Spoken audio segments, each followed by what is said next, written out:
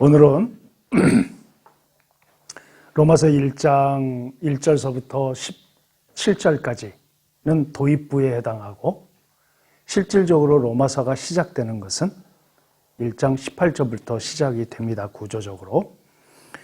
하나님께서, 그러니까 바울이 하나님의 말씀을 로마 교인들에게 편지를 쓸 때에 도입부를 빼놓고 18절부터 시작의 주제로 잡은 것이 바로 죄입니다. 죄에 대해서 우리가 지금 살펴보고 있는데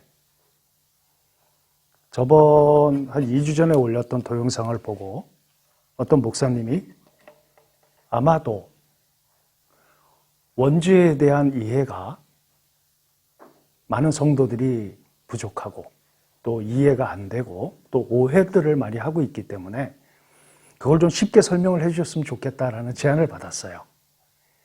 그래서 이 부분을 잠시 살펴보고 오늘의 진도를 나가는 게 좋을 것 같습니다. 자, 여러분 한번 생각해 봅시다. 하나님께서 아담이 선악과를 먹은 다음에 어떻게 했습니까? 숨었습니다. 그때 하나님께서 아담을 찾으시죠. 아담아, 네가 어디에 있느냐? 라고 찾으셨을 때 아담이 이렇게 대답을 합니다. 내가 벗었으므로 두려워하여 숨었나이다. 이렇게 표현을 했어요. 우리 한번 창세기 1장을 한번 찾아봅시다.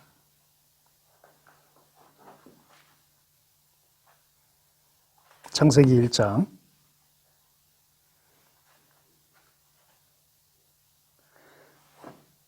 창세기 3장 9절로 10절. 창세기 3장 9절 10절. 여호와 하나님이 아담을 부르시며 그에게 이르시되 내가 어디 있느냐 이르시되 내가 동산에서 하나님의 소리를 듣고 내가 벗었으므로 두려워하여 숨었나이다. 예. 벗었으므로 두려워하여 숨었나이다. 여기서 질문. 하나님께서는 사람이 옷을 입는 걸 좋아하실까요? 벗은 걸 좋아하실까요? 벗은 걸 좋아하시겠다. 그렇죠? 하나님께서 만약에 인간이 옷을 입는 게 좋다고 생각하셨다면 천지를 창조하신 이후에 마지막으로 사람을 만드셨죠? 옷을 입히셨을 겁니다. 안 입히셨어요. 창세기 1장 31절 찾아볼까요? 창세기 1장 31절.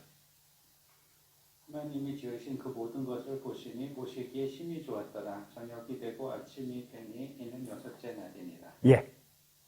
하나님께서 모든 걸 창조하시고 나서 보시고 심히 좋으셨어요. 그때 아담과 하와는 옷을 입고 있지 않았습니다.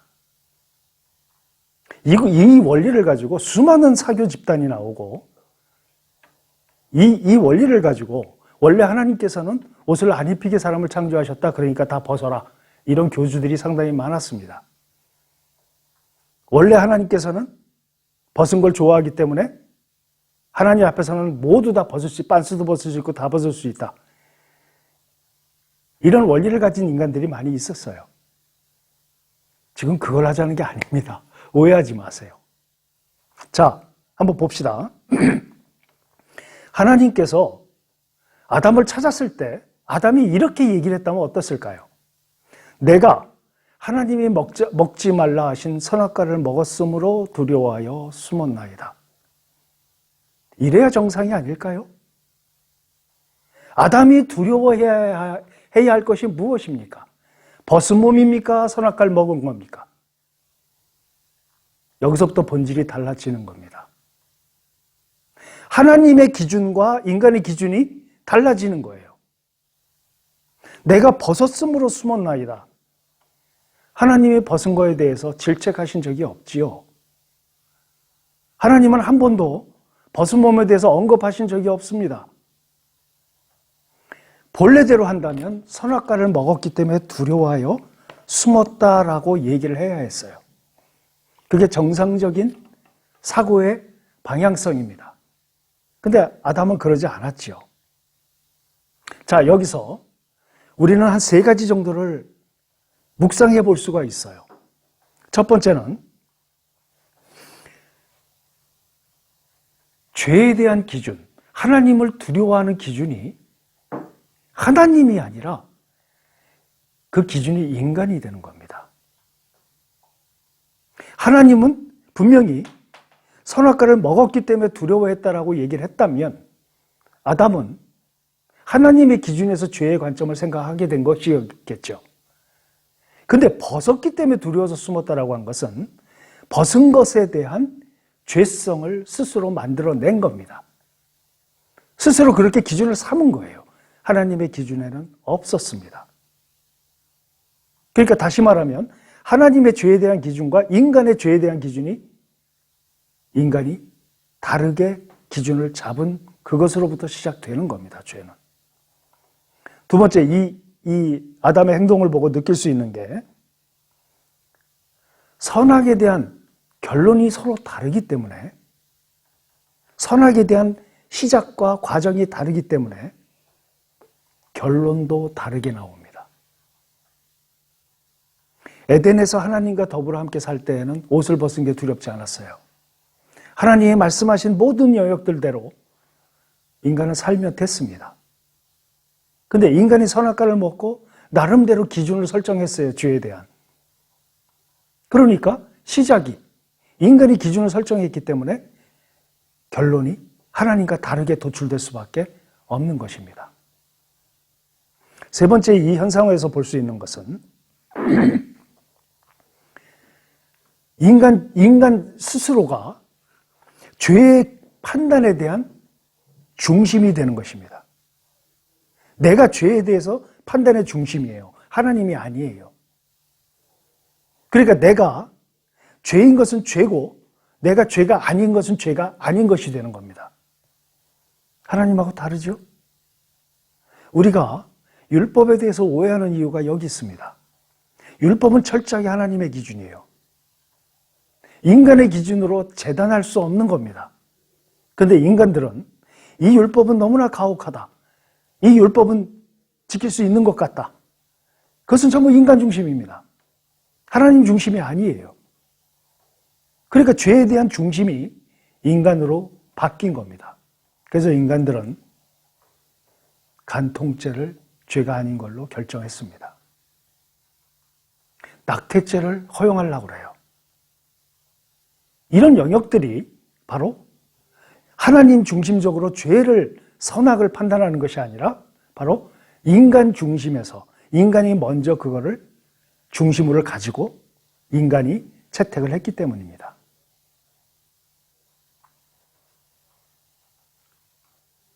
사람이 왜 죄인이냐? 아담이 여기서부터 시작을 이렇게 했기 때문에 인간이 죄인인 이유는 바로 존재 방식이, 인간 존재 방식이 아담으로부터 유전되었기 때문입니다. 아담의 존재 방식이 지금까지 유전이 되었기 때문이에요. 예전에 제가 하나님 나라 공부하면서 여러분에게 가인의 세계를 말씀드렸을 겁니다. 하나님으로부터 분리돼서 하나님의 원리와 원칙이 필요 없는 존재들이 된 인간들이 만들어낸 세계관이 있어요. 그 세계관을 이어서 지금까지 내려온 겁니다. 다시 말씀드릴까요? 하나님 없이는 우리는 전부 다 가인의 후예들입니다. 그러니까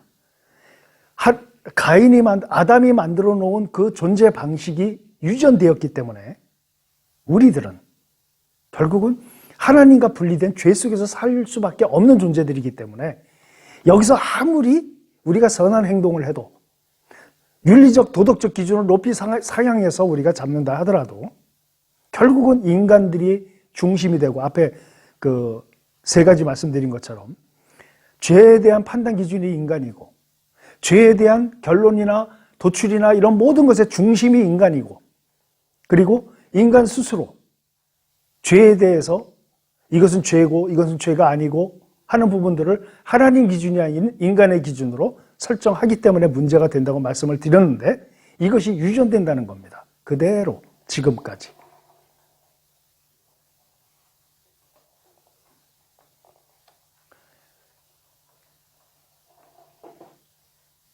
요즘에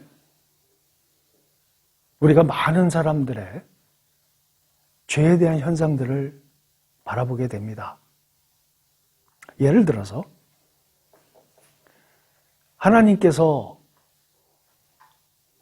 율법을 주시고 이러이러한 부분들은 이렇게 해결해라 라고 하시는 부분들이 있고 죽이라 라고 말씀하시는 부분이 있어요.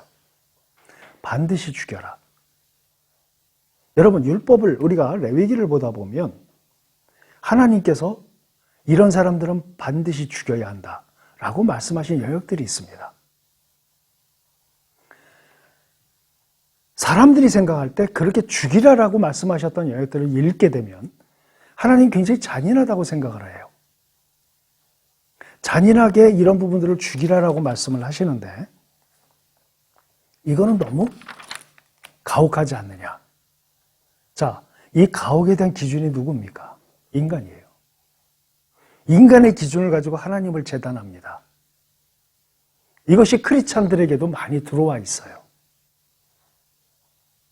우리가 동성애를 공부할 텐데 그때 조금 있다가 이 하나님께서 어떤 자들을 죽이라고 하셨는가 한번 살펴보겠습니다.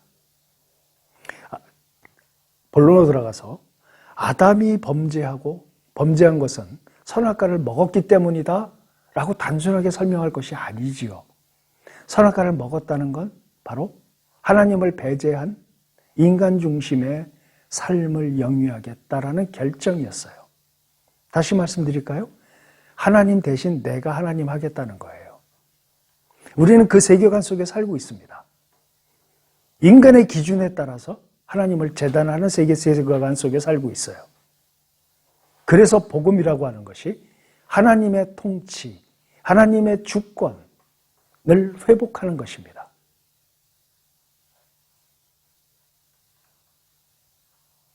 어떤 사람이 서 있는 게 불편하면 의자를 만듭니다.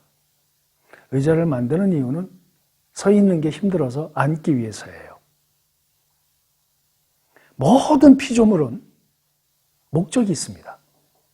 왜 만들어졌는지 반드시 목적이 있어요. 근데 피조물이 자기의 목적성을 자기가 결정합니다. 의자가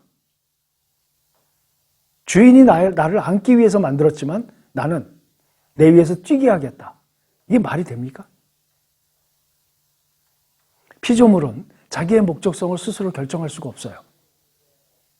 하나님 중심으로 볼 때에는 우리 인간들은 피조물입니다. 나의 목적성을, 인간의 목적성을 내가 결정한다는 거, 창조주 입장에서는 말이 안 되는 것이죠.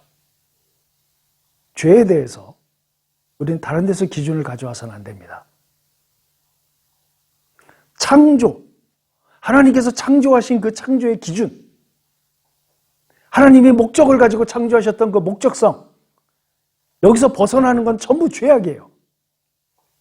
하나님은 중심적으로 우리가 율법을 바라보면서 율법의 목적이 무엇인지를 분명히 인식을 해야 합니다. 그래서 우리는 인간들이 만들어 놓고 인간들이 기준 삼고 인간들이 만들어 형성한 모든 규칙과 법률과 이런 모든 영역들에 우리의 죄를 기준 삼는 것이 아니라 하나님을 기준 삼아야 합니다. 그래서 우리는 하나님을 기준 삼을 때 비로소 내가 어떠한 죄인인지를 스스로 알게 되는 겁니다. 나는 죄 짓지 않았는데 아담이 범죄했기 때문에 내가 책임을 진다? 이런 개념은 오해입니다. 이제 여러분이 이해를 하셨으리라고 생각이 들어요. 두 번째, 저번에 제가 강의할 때 로마서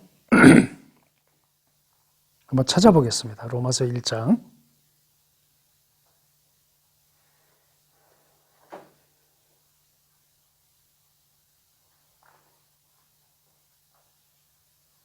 24절과 25절입니다.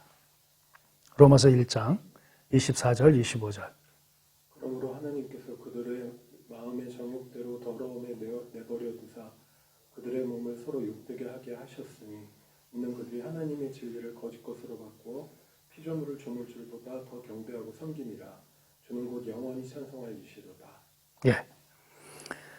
내버려 두사라는 말을 하겠다고 해놓고 그거를 마무리를 못했더라고요. 저번 강의에. 오늘 그걸 마무리하고 본론으로 들어가겠습니다. 하나님께서 우리 인간들이 죄를 짓는 데 있어서 그걸 내버려 두신대요. 조금 무책임한 느낌을 살짝 받을 수가 있습니다. 역으로 생각해 볼까요? 사람이 죄를 짓는데 하나님이 관여한다고 생각을 해봅시다. 내버려 두지 않으시고. 그러면 여러분에게 역으로 제가 이렇게 질문할 수 있어요. 만약에 하나님이 죄를 짓는 것을 관여하신다면, 즉 어떤 회사에서 돈을 횡령하려고 하는 욕구가 생기기 시작한 어떤 사람이 있다고 가정을 해봅시다. 그 욕구가 시작됐어요. 그런데 하나님께서 개입을 하십니다. 어떻게? 그 마음에 들어가셔서 그 욕구를 지워주십니다. 그러면 그 사람은 그 욕구가 없어지겠지요? 그럼 그 사람은 죄를 안 지을 겁니다. 이걸 원하십니까? 아니면 하나님이 죄를 짓는 것에 대해서 내버려 두신다는 개념으로 인간에게 맡겨놓는 걸 원하십니까? 한번 예를 들어 보겠습니다.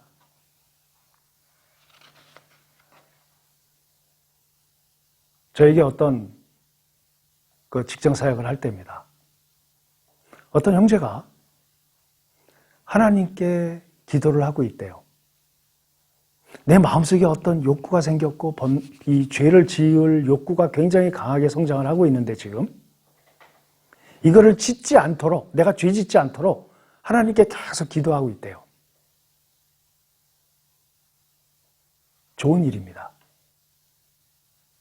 그렇게 해서 하나님께서 성령님과 더불어 그 형제로 하여금 죄를 안 짓도록 도와주신다? 전 굉장히 좋게 여겼습니다. 근데 이런 사람이 있었어요. 어떤 간음죄를 저지른 사람이 이렇게 얘기를 합니다. 자기는 이 간음죄를 짓기 전에 마음속에 들어왔을 때부터 하나님께 무지하게 기도했대요. 하나님, 나는 이 죄를 짓지 않게 해주십시오. 욕구가 사라지게 도와주십시오. 정말 간절히 기도했대요. 근데 안 되더래요. 그 책임 누구한테 있습니까? 하나님께 열심히 기도했는데 하나님이 안 들어주셨어요. 하나님께 있습니까? 아니면 인간에게 있는 걸까요?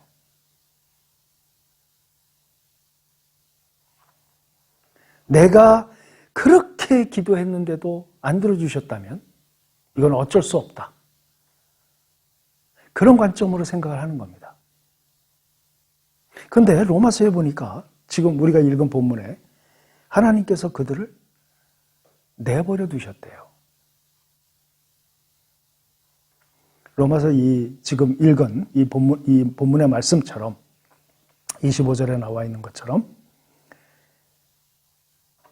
24절에 나와 있는 것처럼 그러므로 하나님께서 그들을 마음의 정욕대로 더러움에 내어버려 두사. 역설적으로 표현할게요. 전 감사했습니다. 왜 감사할 수 있을까요? 만약에 하나님께서 조금 아까 말씀드린 것처럼 우리의 마음속에 들어오셔가지고 그걸 싹 제거를 하세요. 그 죄를 안 짓게 해주십니다. 기도하는 사람마다. 그러면 지구상에 예수 안 믿을 사람 있을까요? 아마 다 믿을 겁니다. 예수 믿고 기도하면 죄 짓고자 하는 욕구까지 다 없애준대. 와, 기가 막히지 않습니까? 그러면 그 죄가 없어지는 건 좋습니다. 그럼 인간은 뭐가 되는 거죠? 주체적인 존재가 아니라 개체적인 존재가 되는 겁니다. 목적적 존재가 아니라 수단적 존재가 되는 거예요.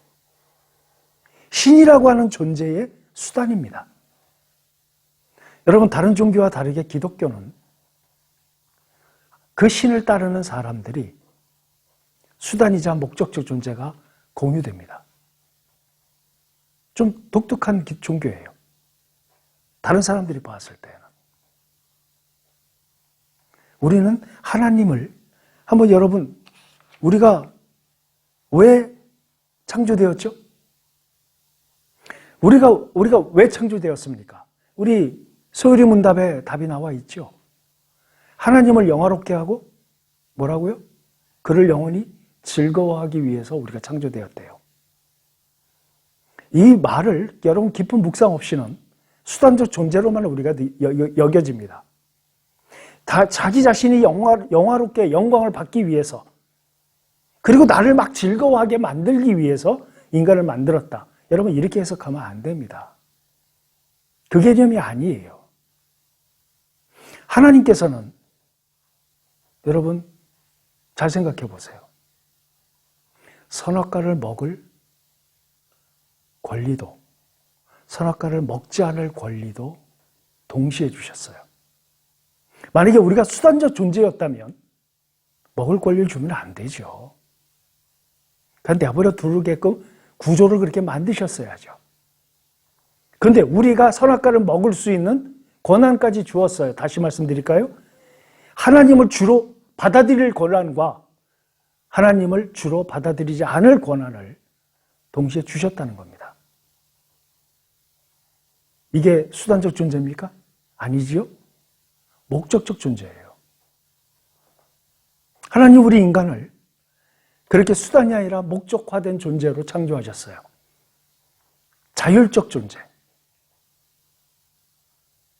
하나님이 내버려 두시는 이유는 그냥 방치, 죄 짓고 다 지옥 가라, 이런 개념으로 생각하기가 쉽습니다. 이 말씀을 그대로만 읽으면. 그러나 하나님 그렇게 안 하셨잖아요. 구약을 통해서 우리가 쭉 보십시오. 하나님 어떻게 하셨는지. 하나님으로부터 끝없이 벗어나서 자신들이 하나님이 되어서 자신들의 삶을 영위하고자 했던 이스라엘 향해서 하나님은 끝없이 징계를 말씀하시고 징계도 내리시고 하면서 뭘 하십니까? 끝 언저리마다 회복을 약속하십니다.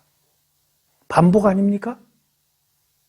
죄짓고 하나님께 구하면 하나님이 도와주시고, 또 죄짓고 또 고난을 받으면 하나님이 또 도와주시고, 이 반복의 역사 아니에요?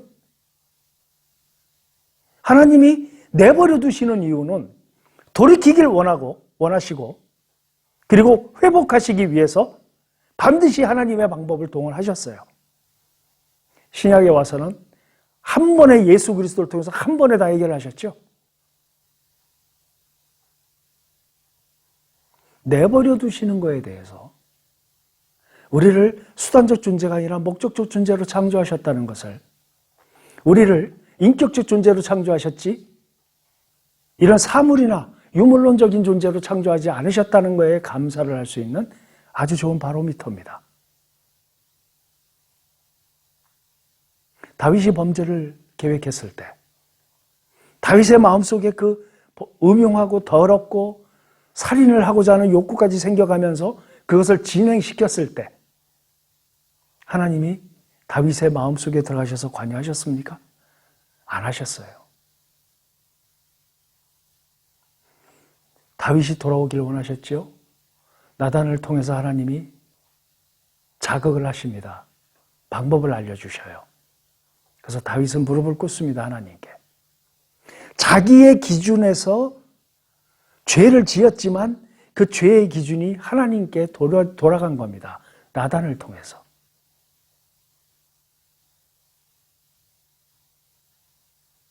우리가 하나님이 상심한 마음 가운데 내버려 두시는 이유에 대해서 여러분은 인간적 기준으로 생각하셔서는 안 됩니다. 때로는 이런 생각도 들어요. 내가 죄짓지 않고 살 수 있도록 아예 내 뇌구조를 그렇게 만들어 주셨으면 좋겠다. 그렇게 얘기하는 사람들도 있어요. 근데 그건 하나님이 하실 수 없습니다. 목적적 존재로 만드셨기 때문이에요. 하나님을 영화롭게 하고 그를 영원히 즐거워하는 것이 우리의 창조 목적이라고 말씀하셨는데, 여러분, 하나님을 영화롭게 하고 그를 즐거워하는 것, 이거 외에는 인간이 행복을 느낄 수 있는 방법이 없습니다. 크리스찬들 향해서, 넌크리스찬들 향해서 행복하십니까? 왜 행복하십니까? 어떻게 하면 행복해질 수 있을까요? 질문하면 참 대답이 각양각색이고 다양합니다. 그런데 하나님은 사람 자체를 만드실 때 하나님을 영화롭게 하고 하나님을 즐거워하는 인생을 살아가는 것이 바로 하나님이 인간을 창조하셨을 때 인간 행복의 핵심으로 잡아 놓으신 겁니다. 그러니까 크리스천들은 하나님께 주권을 드리고 내가 주인이 되지 않는 것, 이것을 실행했을 때 본질적인 행복이 내면에 차오릅니다. 헌신했을 때, 내가 죄를 이기고 하나님의 원칙으로 돌아갔을 때, 가난하고 억울하고 힘들고 스스로 자생할 수 없는 사람들을 도왔을 때, 하나님께 영광을 돌리는 영화롭게 하는 일을 하면서 동시에 그 일을 즐겨하는 사람들. 그렇게 되었을 때 우리 크리스찬들은 행복하지요? 그게 소유리 문답에 나오는 인간 창조 목적에 부합하는, 전형적으로 부합하는 겁니다.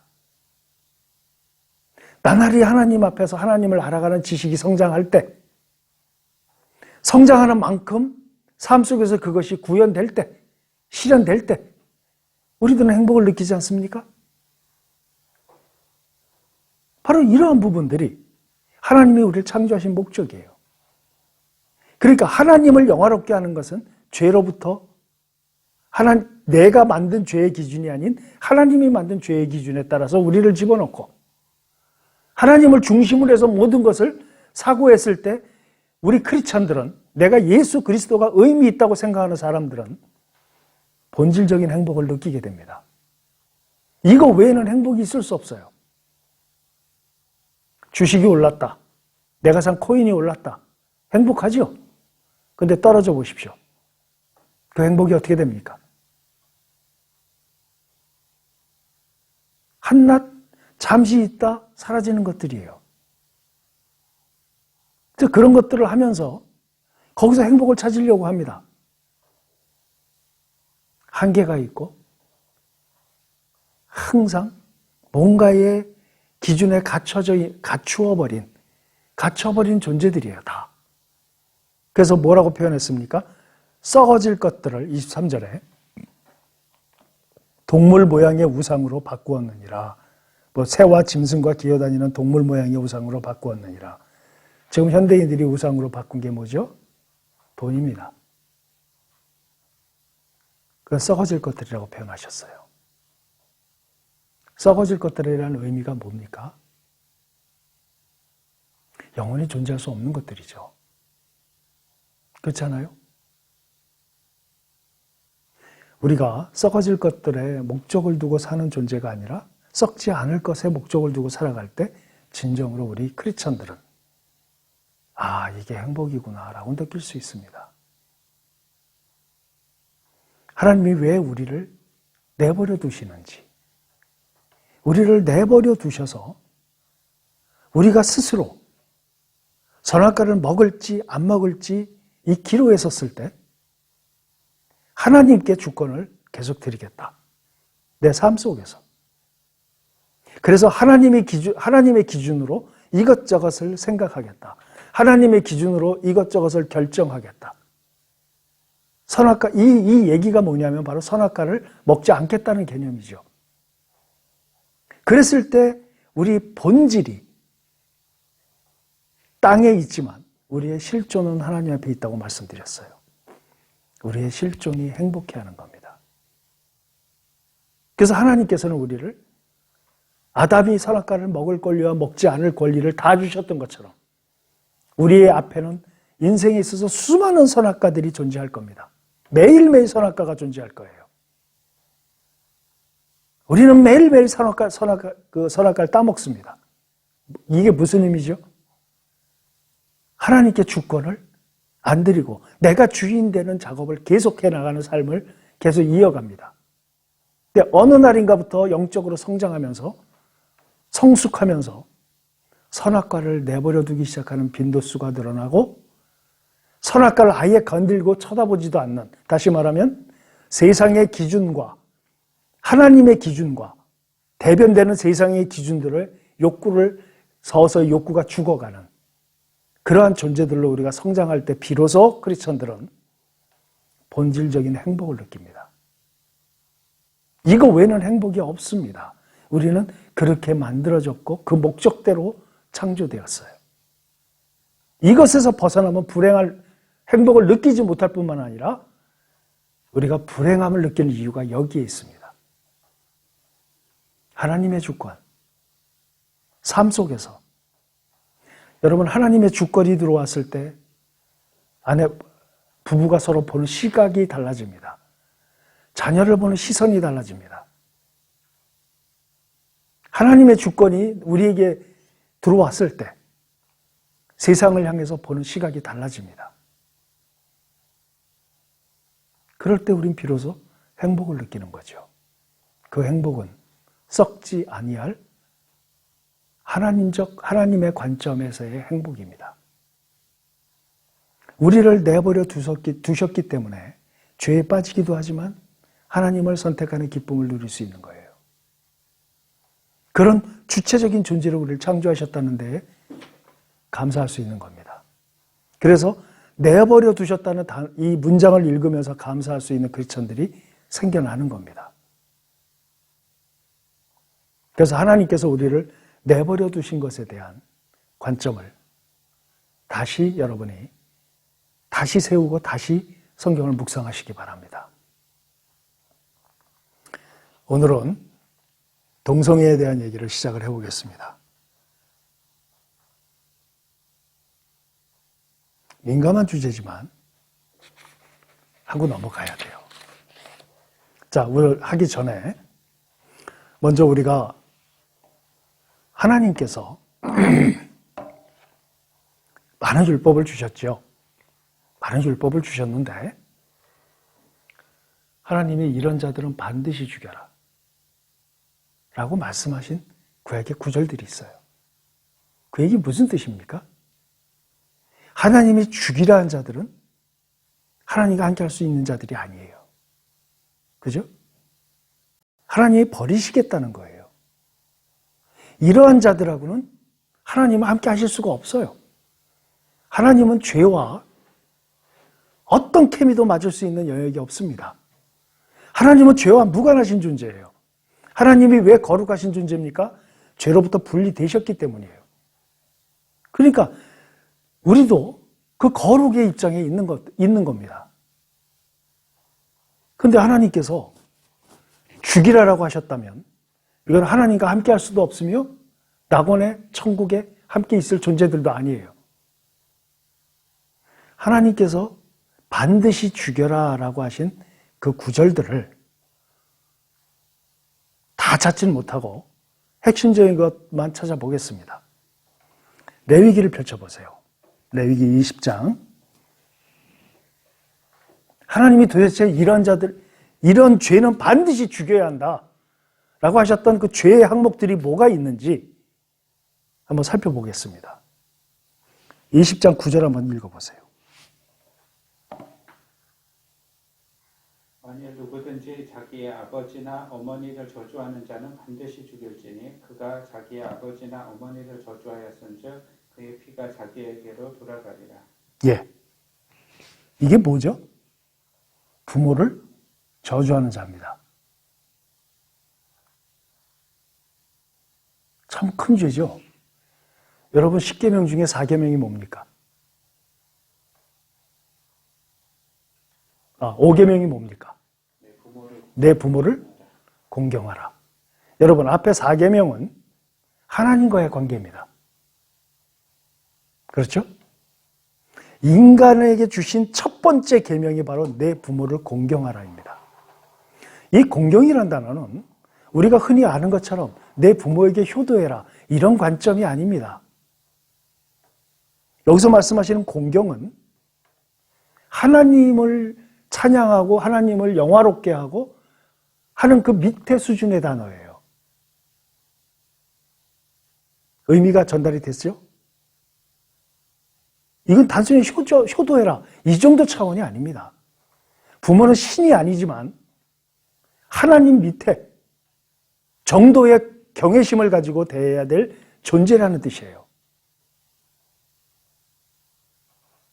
그렇기 때문에 하나님은 어떤 사람의 부모에 대한 그 소중함과 존중과 그 가치를 이렇게 크게 삼으시고 십계명의 첫 번째 인간에게 주신 첫 계명이 바로 부모 공경입니다. 십계명에 이렇게 얘기하실 정도로 이게 중요한 교리라면 여기서 지금 레위기에서는 뭐라고 합니까? 부모를 저주했다? 반드시 죽여라. 죄라는 거죠. 죽일 죄라는 거죠. 두 번째 10절을 읽어보세요. 누구든지 남의 아내와 간음하는 자 곧 그의 이웃의 아내와 간음하는 자는 그 간부와 음부를 반드시 죽일지니라. 예. 이웃의 아내와 간음하는 자. 남자와 여자를 다 죽여라. 그러면 여러분이 하나 생각나시는 사건이 하나 있을 겁니다. 현장에서 간음에 잡혀온 여자에 대해서 여러분 읽어보신 적이 있을 거예요. 그들은 여자를 잡아왔습니다. 예수님 앞에 꿇어 앉혀놨어요. 현장에서 간음한 여자를 잡았습니다. 당신이라면 어떡하겠습니까? 예수님을 올무에 빠지게 하기 위한 것이었겠죠? 그제 누구도 있어야 합니까? 간음한 남자도 있어야죠. 같이 잡아왔어야죠. 그들은 거기서부터 모순으로 시작됐다는 걸 우리는 성경을 읽으면서 묵상하셨을 거예요. 즉 레위기 20장 10절의 말씀이 현장에서 잡은 남의 아내를 탐한 자, 간음한 자 둘 다 죽여라 라는 표현이 여기서 나오는 겁니다. 다른 남자의 아내와 간통하는 자 반드시 죽여라. 죽을 죄예요. 11절로 가겠습니다. 누구든지 그의 아버지의 아내와 동침하는 자는 그의 아버지의 하체를 범하였은즉 둘 다 반드시 죽일지니 예. 그들의 피가 자기들에게로 돌아가리라. 예. 모자 상간이죠. 어머니와 상간하는 자는 반드시 죽여라. 둘 다 죽여라. 어머니와 아들. 12절로 가겠습니다. 누구든지 그의 며느리와 동침하거든 둘 다 반드시 죽일지니 그들이 가정한 일을 행하였습니다. 예. 아들의 아내와 동침하는 며느리와 동침하는 자는 반드시 죽여라. 13절로 가겠습니다. 누구든지 여인과 동침하든 남자와 동침하면 둘 다 가정한 일을 행하는즉 반드시 죽일지니 자기의 피가 자기에게로 돌아가리라. 예. 이건 남자 간의 동성애를 얘기하는 거죠. 동성애하는 자들은 반드시 죽여라. 15절 16절 가겠습니다. 남자가 짐승과 교합하면 반드시 죽이고 너희는 그 짐승도 죽일 것이며 여자가 짐승에게 가까이하여 교합하면 너는 여자와 짐승을 죽이되 그들을 반드시 죽일지니 그들의 피가 자기들에게로 돌아가리라. 예. 짐승과 교합하는 자. 이걸 뭐라고 하는데 그 용어가 생각이 안 나서. 수간. 예. 그 단어가 생각이 안 났어. 수간하는 자들은 반드시 죽여라. 27절로 가겠습니다. 남자나 여자가 접신하거나 박수무당이 되거든 반드시 죽일지니 곧 돌로 그를 치라. 그들의 피가 자기들에게로 돌아가리라. 예, 접신한 사람들. 어떤 자들이죠? 무당. 박수무당. 무당은 여자, 박수무당은 남자죠?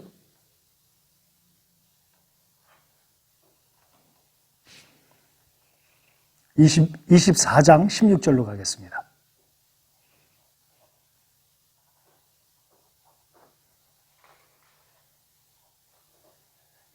이름을 모독하면 그를 반드시 죽일지니 온 회중이 돌로 그를 칠 것이니라.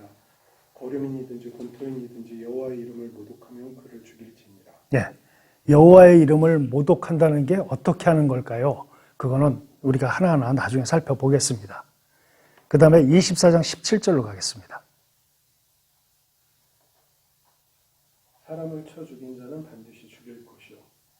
예, 살인자죠. 고의적 살인을 얘기하는 겁니다. 의도를 갖고 사람을 죽인 자는 반드시 죽여라. 그런 뜻이죠. 자, 민수기로 갈까요? 민수기 1장 51절 찾아보십시오. 성막을 운반할 때에는 레위인이 그것을 벗고 성막을 세울 때에는 레위인이 그것을 세울 것이요 외인이 가까이 오면 죽일지며.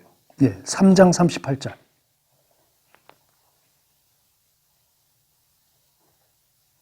성막 앞 동쪽 곧 회막 앞 해돋는 쪽에는 모세와 아론과 아론의 아들들이 짐을 지고 이스라엘 자손의 직무를 위하여 성소의 직무를 수행할 것이며 외인이 가까이 하면 죽일지니라. 예. 성소에 관계된 성소를 만들고 성소를 세우고 하는 모든 과정 가운데 외인이 있으면 안 되지요. 하나님의 권위죠. 반드시 죽이라는 거예요. 외인이 있는 경우는. 신명기 22장 25절로 가겠습니다. 신명기 22장 25절. 만일 남자가 어떤 약혼한 처녀를 들에서 만나서 강간하였으면 그 강간한 남자만 죽일 것이요. 예. 강간한 자들을 죽여라. 강간하는 자는 죽여라. 설명이 됐죠? 신명기 24장 7절.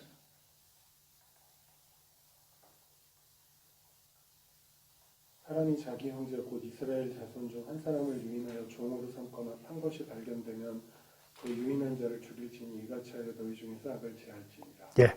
뭐죠? 인신매매. 인신매매를 하는 자는 반드시 죽여라.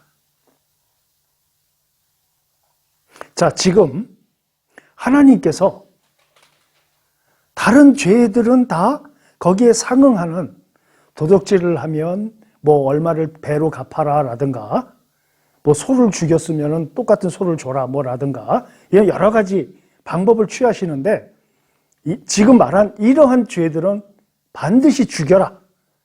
제해버려라 너희에게서. 이 얘기죠. 네?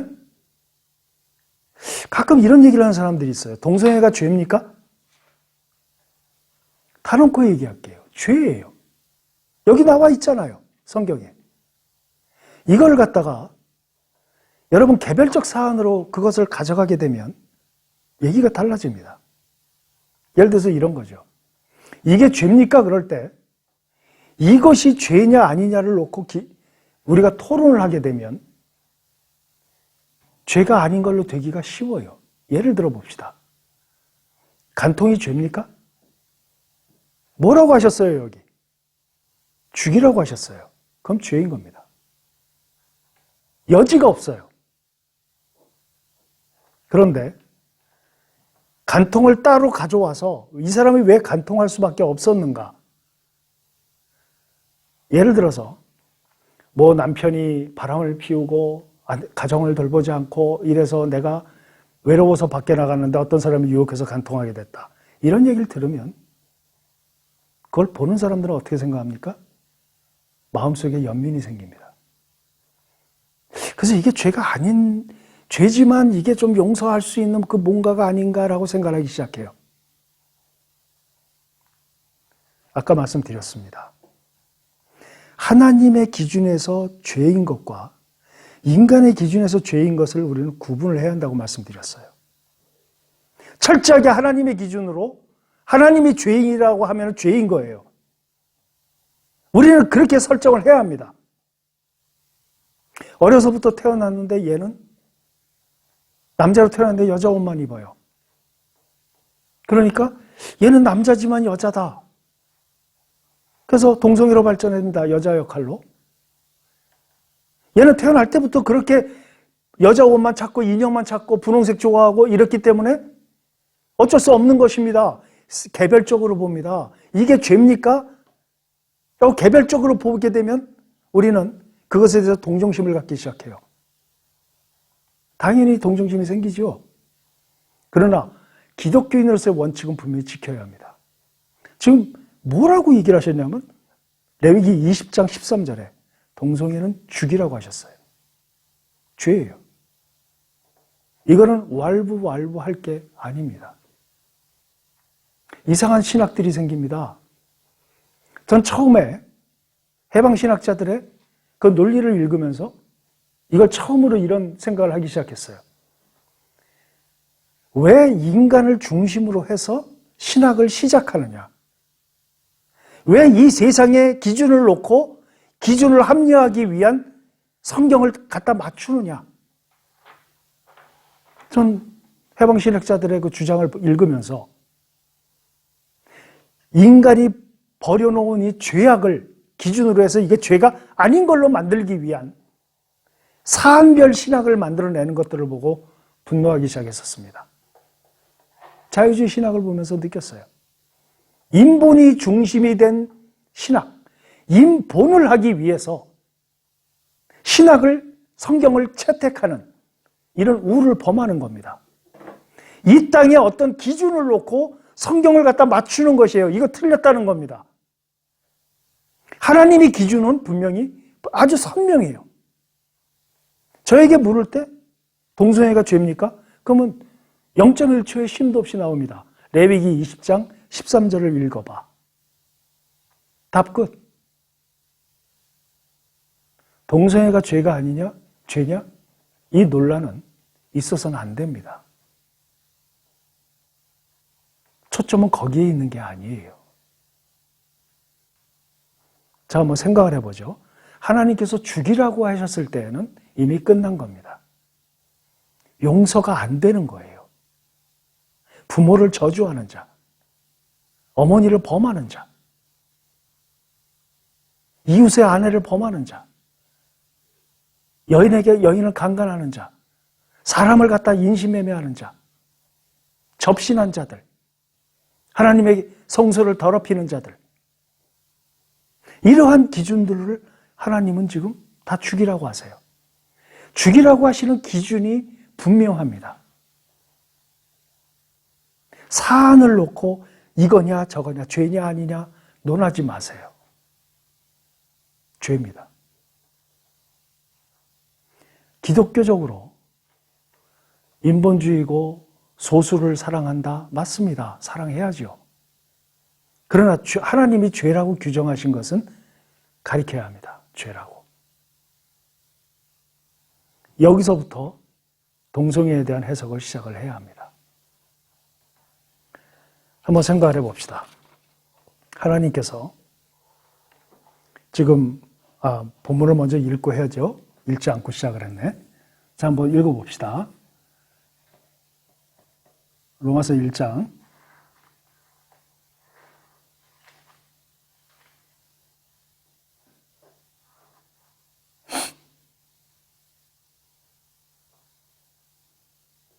25절, 27절. 이는 그들이 하나님의 진리를 거짓 것으로 바꾸어 피조물을 조물주보다 더 경배하고 섬깁니다. 26절, 27절. 이 때문에 하나님께서 그들을 부끄러운 욕심에 내버려 두셨으니 곧 그들의 여자들도 순리대로 쓸 것을 바꾸어 영리로 쓰며 그와 같이 남자들도 순리대로 여자 쓰기를 버리고 서로 향하여 음욕이 부릴 듯하네 남자가 남자와 더불어 부끄러운 일을 행하여 그들의 그릇 때문에 상당한 보응을 그들 자신이 받았느니라. 예, 거기까지 합시다. 예, 하나님께서 인간에게 동성애가 필요했다면 하나님은 둘씩 만드셔야 했어요. 창조할 때. 남자 둘, 여자 둘. 그래서 남자와 여자끼리 그리고 여자와 여자끼리, 남자와 남자끼리 그렇게 하도록 창조 때부터 하셔야 했어요.